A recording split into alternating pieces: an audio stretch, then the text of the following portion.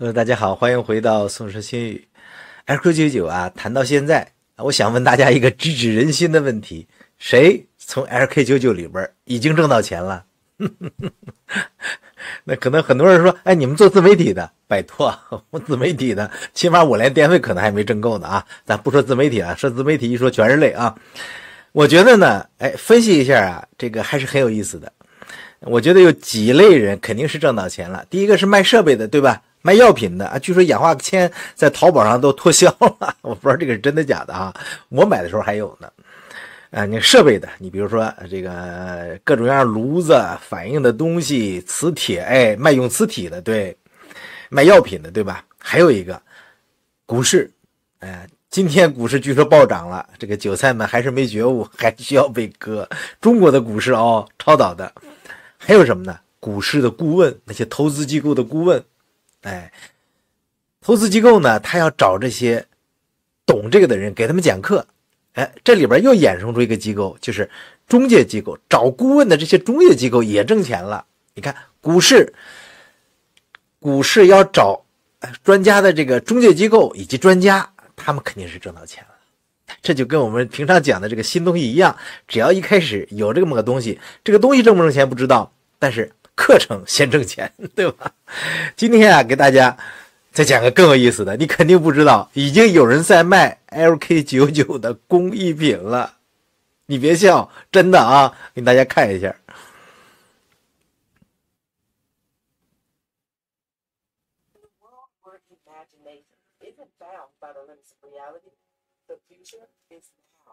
Introducing LK99, the dawn of a new era in superconductors. LK99, a revolution. 看到了吗，朋友们？这是一个油管频道，才1000多个关注，它叫 John Song， 这个 SEONG 我不知道韩语里边是不是宋的拼音啊？这应该是个韩国人，他做的一个频道。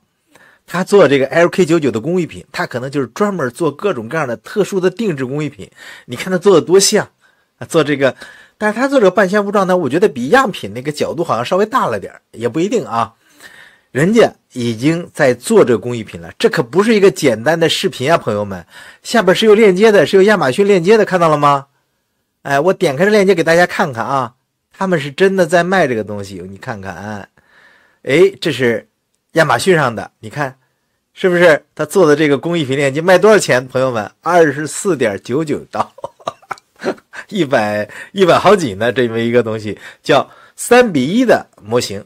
这3:1是放大了吧，是吧？我觉得那原来那个做实验的时候那个小磁铁应该是比较小的啊，这是3:1的放大模型 LK99 的样品。你看写着，我给你放大一下看看 LK99， 还这边有个韩国国旗是吧？啊，这包括 LK99 是和韩国人绑定的啊，韩国的荣誉，他们自己这么认为。卖24刀啊，这个视频呢也拍的是水平很高的，我觉得起码人家专门做工艺品的、搞艺术的比我拍的好，当然人家做的也好哈。你看。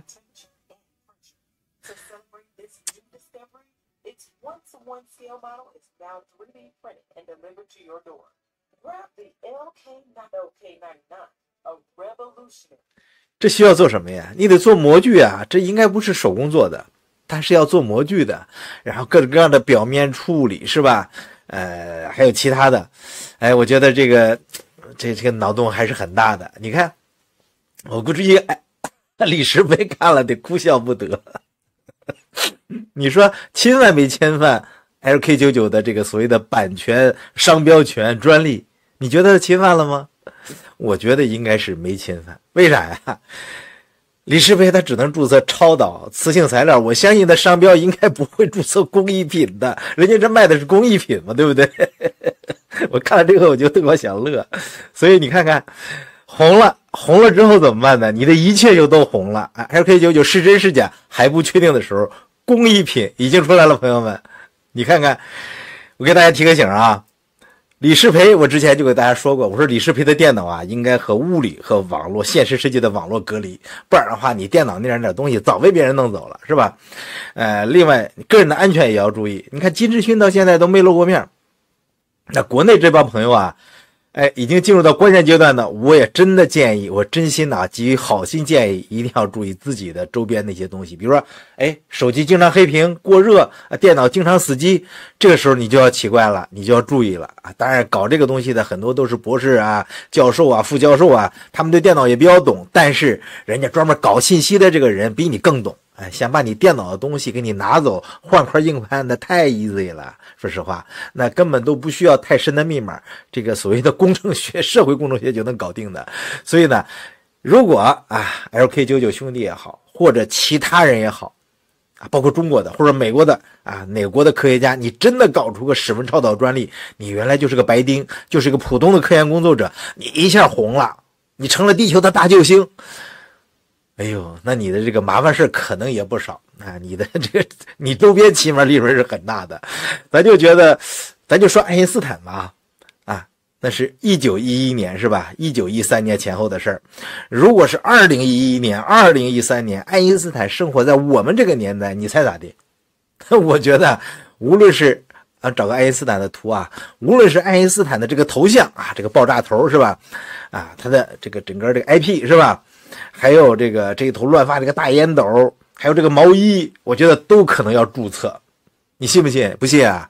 不信你想想，咱成都那个牵手门之后，那个旗袍都卖脱销了，朋友们。所以我一看这个，我说这终于给我们这个 LK99 这个纯科研的 hot car 的话题增加了一点艺术氛围、艺术色彩，是不是啊？所以 LK99 的周边已经出来了。你的样品烧出来了吗？这是咱们今天聊的第一个话题第二个我是今天在知乎上看到某某发的罗老师转的一个视频就是有一个朋友叫六小龄童，不是六小龄童叫六小什么来着？叫他名字挺奇怪的，就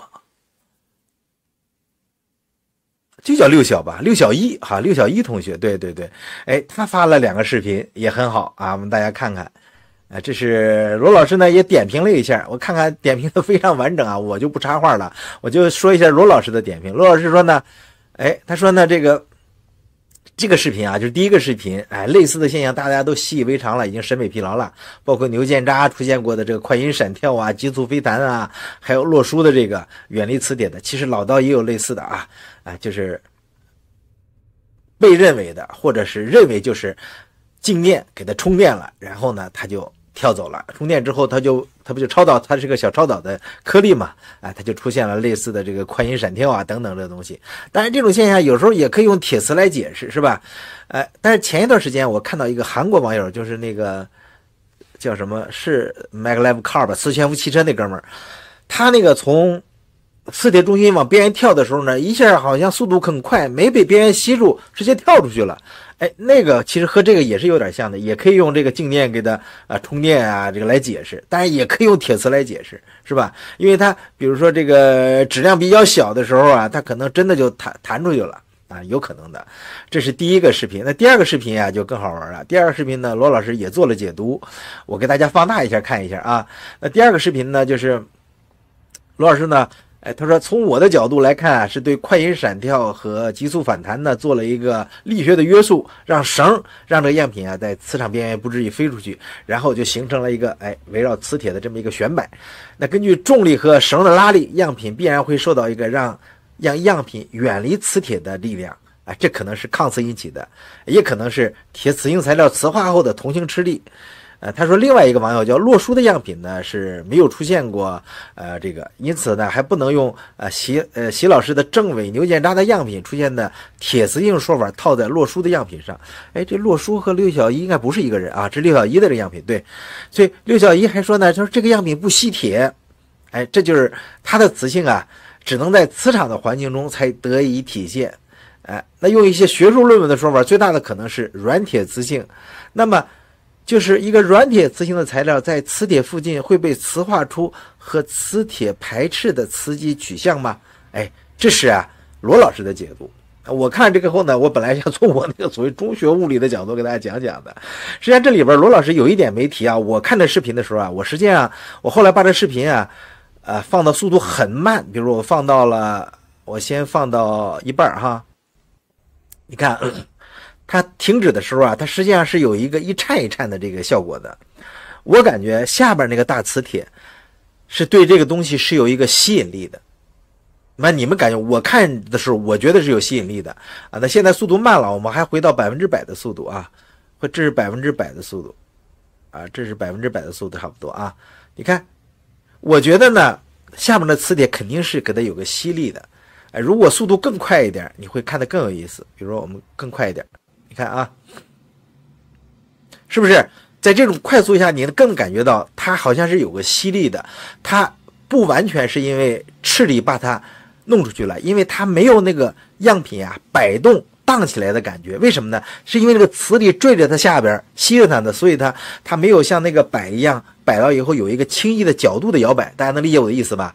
因为这个样品的悬挂点，它和下边其实它也是有一个支点的一样啊。另外一个呢，就是这个绳子，它也不是一个很硬，也不是很软的。这个绳子本身在转的过程中啊，它也有这种扭曲的这个力啊，包括摩擦力等。所以这些里边到最后呢，它衰减到没有速度为零的时候，这向心力没有的时候呢，它就开始回弹。总归这个事儿吧，我觉得呢，比如说磁铁，大磁铁是 N 级朝上，那下边那个小磁铁呢，朝上的应该也是 N 级，那就是最上面那个磁铁，小磁铁朝上也是 N 级，对吧？所以我感觉这个事儿啊，是可以用完全的磁学现象和超导无关的来解释的。但是如果是超导啊，就是成分不纯的超导，比如这个小样品中有一部分超导相，也可能会形成这个情况。所以这个是一个刘小一同学在抖音上应该是是一个很有意思的，我待会儿也要关注的号，看他是怎么做的。这是默默转发的罗老师推荐的这么一个视频，也很好玩。实际上啊，在国内的这个复线群里边有很多这样有意思的视频，但是有的呢我没经过人家同意我没法用，有的呢也没有在公开场合对外公布。像我们群里边有一位叫50岁耄耋老人，这哥们儿他说他是开烟酒店的啊，图标都用个烟酒店的标志，但是啊他无论是对化学、物理还是做实验这些理解能力、动手能力，绝对不是像一个开小店的人。那起码就是说，中学的时候也得是学霸，或者是现在比如说是个化学老师啊，什么家里开个小店也有可能的。我觉得就他对这方面知识的理解和把握来说，是超过很多的这个学这个的人的。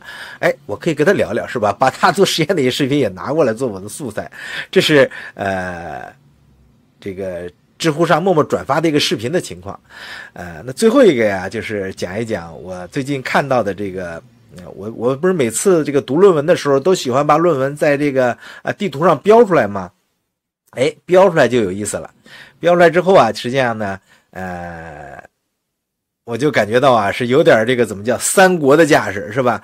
看一下我最近把这个已经发表过或者做过复线的，或者在网上有一定热度的分了这么几个大的区域给大家标一标：华西、华中、华东，是吧？华北、东北、西北和华南这几个区域。那这几个区域呢，实际上都是各地大学比较密集的区域。咱们从西往东说，华西就是罗老师所在的电子科技大学。他呢是在知乎上非常活跃，也是呢以他自己的这个老师的角度给很多同学复现的很多指导。那当然华西呢还有四川师范大学的一篇理论研究这个的论文。然后呢就是华中了，华中是最热闹的。华中呢有最早的牛建扎，是吧？就是中南大学，还有呢华中科技大学就是武博士这个常教授还有武汉大学刚刚出了一个以铁磁性来分析的这么一个论文。华中，我觉得老刀应该也是在华中附近，是吧？他应该也是在华中附近的应该在武汉附近的这是华中。华中实际上呢是最吸引眼球的，就是牛建扎 team， 现在很快可能还有这个老刀的 team， 我觉得。再一个就是华东，华东就不用说了，华东是中国超导的大本营，是吧？文教授所在的南京大学就在这儿，但是东南大学也做了最早的 LK99 的复线试验，并且有自己的比较可以说在这个 archive 上被引用比较多的论文，因为他做了个电阻的曲线嘛。那当然还有上海也是华东那除了这个之后呢，就是我们说就是华南了。华南就最近的中南大学和华南理工的这个姚教授他们的这个论文，还包括中科院松山所的，还有南方科技大学，还有还有一个就中山大学那个陈彦聪博士完全解释这个小磁极的那篇论文，我引用过好多次在视频里边。再剩下呢，其实就是西北了。这个西北啊很有意思，西北的大学研究这个的发论文的虽然不是太多，但是光西北大学思良老师一个人就发了至少3篇 archive 论文了，然后1篇已经上了正刊了，上了 ACS 吧，我印象中。所以西北也是。再就是东北。你看西北和东北都是比较小的啦，我这个图标用的也比较小。东北就金属所最早的一篇论文，他还是偏中立的啊。他认为呢，基于在岛和冀之间，它是站到中间位置偏岛的这么位置。那再往下呢就是华北了，是吧？那华北就不用说了，我们说华北的这个地方呢，那可就那个了，华北的说道就大了啊。我们陈老师也好，真可爱呆啊，张子立老师，这都在网上比较多的议论的。实际上中科院物理所、清华、北大、北科大、钢院，就是钢院和北航，还有很多别的大学做这个实验的人多了。你想想，这个氧化铅怎么就卖光了呢？做实验的人多呗，一度卖光了啊！现在我看了看网上还有啊，我每次一看到这个地图标的这些乱七八糟的，一画区就想起了那个隆中对。得感谢我们语文老师啊！我现在大概还记着隆中对，你看我闭着眼给你背背啊。亮达曰，是吧？自董卓以来，豪杰并起，跨州联军者不可胜数。曹操比喻袁绍，名为二众寡，然操虽能克绍，虽为天时，一人谋也。今操用100万之众，挟天子20诸侯，此诚不可与之争锋。孙权居于江东，以立三世，怎么我一看这个图就想起来这一段了。这段我将来好好背背，确实是很有节奏感，感觉这个又回到前面的主题了。在我们这个微信群里边在这个复线群里边，在这一次的这个超导的这个复线运动里边，很有可能出现某个大人物某一群体的会被历史记住的人物。这个真不是夸张的，这个导已经没有任何悬念了，我觉得只不过是怎么导的问题，谁来导的问题比如说今天还有个话题说，这个院士说磁悬浮车5-6年之后就会出来怎么样的，咱不说院士说的，咱就说眼前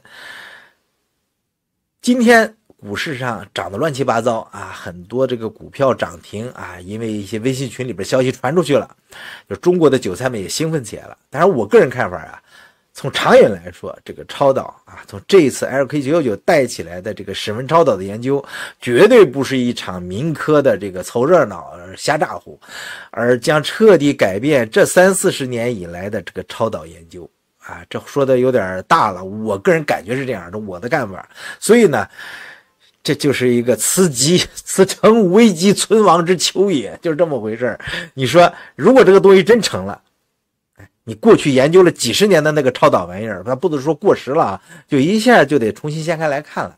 为啥呢？因为现在的科研不光是超导，都是这么一个模式，就是师爷、师傅、这个徒弟，对吧？那师爷呢就是院士、长江学者、大佬，那师傅呢就是教授、大博士，海外回来的是吧？